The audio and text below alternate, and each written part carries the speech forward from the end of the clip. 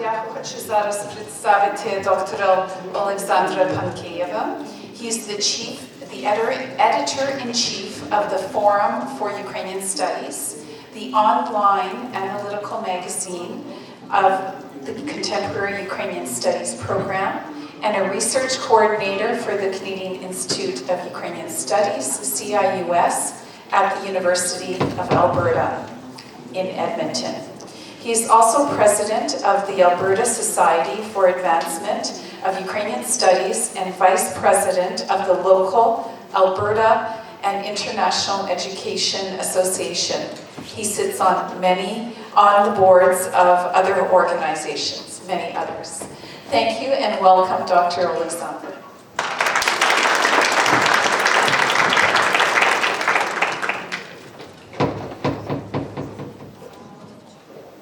Thank you, Alicia, for very kind introduction. Okay, we don't have my presentation yet. Okay, thank you. Добрий вечір, шановна громада. Добрий вечір усім гостям. І я дуже радий, що я сьогодні запрошений сюди говорити про дуже важливу тему. A lot has been written about Russian disinformation campaigns and efforts to spread fake news which flooded Western propaganda, Western countries in the past decade and had different effects around the globe.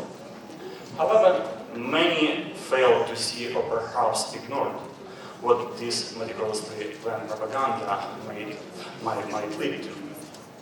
In September of this year, I published a book, a collection of essays and interviews with different experts, scholars, and practitioners about the first 2 years of the full-scale invasion, which were initially published by the Forum for Ukrainian Studies analytical publication project at the Canadian Institute of Ukrainian Studies.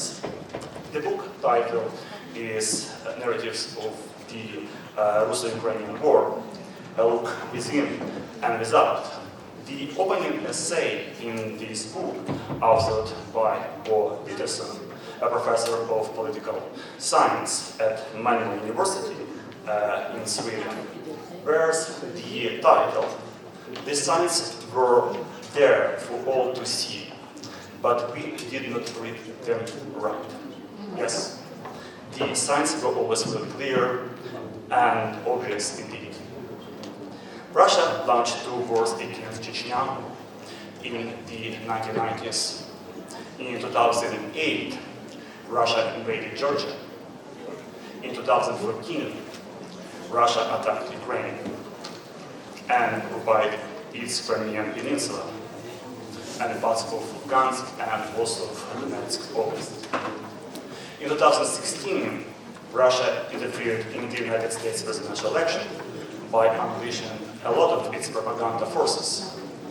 Its troll factory operated 24/7 out of Senate, spreading fake news on social media. This year, we have observed even more blatant and undisguised interference of Russia, not only into the US presidential election, but also in Georgia, Moldova, and those signs are really disturbing. In other countries, Russia has exploited existing political turmoil or created new chaos and social problems to diminish democratic developments.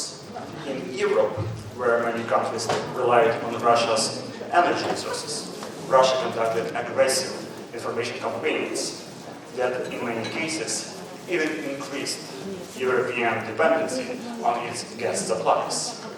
The Nord Stream 2 pipeline, one of the notorious examples, was constructed at the same time when Russia occupied Ukraine's Crimea and part of Luhansk and also Donetsk regions, launching a war in those areas of Ukraine and subsequently shooting down MH17 airplane.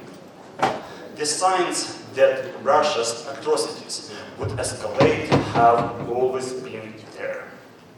Russian propaganda has expanded its capabilities for years, laying the groundwork for the massive invasion of Ukraine on February 24th in 2022. Russia has also worked to discredit the image of Ukraine among its Western partners. Special vocabulary was even promoted to portray Ukraine negatively. The war in Donbas region of Ukraine was referred to by many experts as Ukrainian crisis. Distracted attention from the real problem, Russia's occupation of those territories. Ukraine was also depicted as a failed state.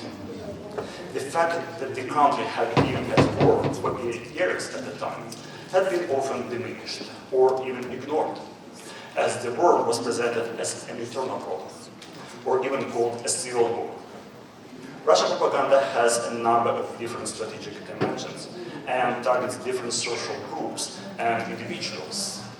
Within Ukraine, it has tried to sow divisive narratives and promote misleading interpretations and different causes. One of the decisions for the full-scale invasion of Ukraine by Russia was a belief that its propaganda had succeeded in building a base of supporters in Ukraine. Nonetheless, Russian troops aren't welcome in Ukraine and have faced fearless resistance from ordinary citizens in every corner of the country. A massive propaganda campaign has also been conducted within Russia, fueled by unprecedented resources and substantial amounts of content produced for internal consumption. For the past several years, Russian citizens have been deliberately inundated with information that was propagating the inevitability of the war with NATO and Ukraine. Both NATO and Ukraine have been depicted as aggressive forces that want to destroy Russia. On the other hand, Russia positioned itself as the last bastion and defender of true, pure values of orthodoxy and Ruski Mir, Russian world, which are threatened by the corrupt democratic West. For years, demonizing the enemy was the primary goal of Russia's propaganda machine, which has been working non-stop up to these days.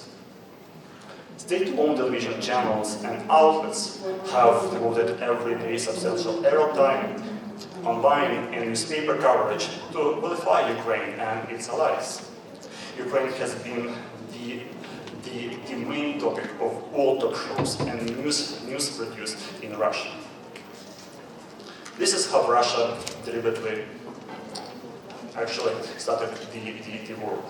Russian propaganda also trumpeted the superiority of its conventional army over any army in the world, including its nuclear capabilities. Russian propaganda has grown bolder and unanswered for years, leading to the full-scale invasion of Ukraine by misleading and deceiving the West. In Canada, we are not immune to Russian propaganda either. We can name numerous cases when Russian propaganda has tried to destabilize the country's stability and rupture the cohesiveness of our society. Our Ukrainian community is the main target, but it's not a recent phenomenon either.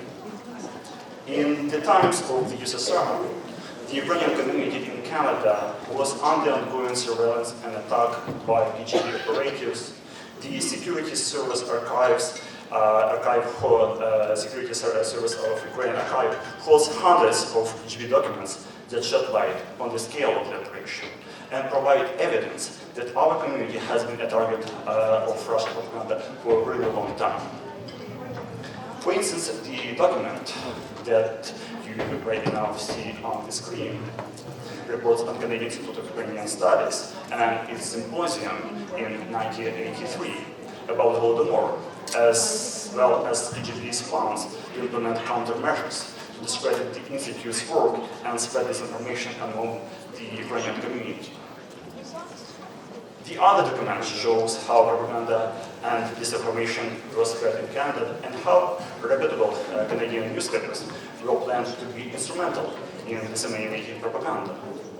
When the full-scale invasion started, the Forum for Ukrainian Studies at the Canadian Institute of Ukrainian Studies sensed the need to launch a media monitoring service to monitor the coverage of Ukraine and Russia's war against it by the major news and political outlets in Canada and also in the US.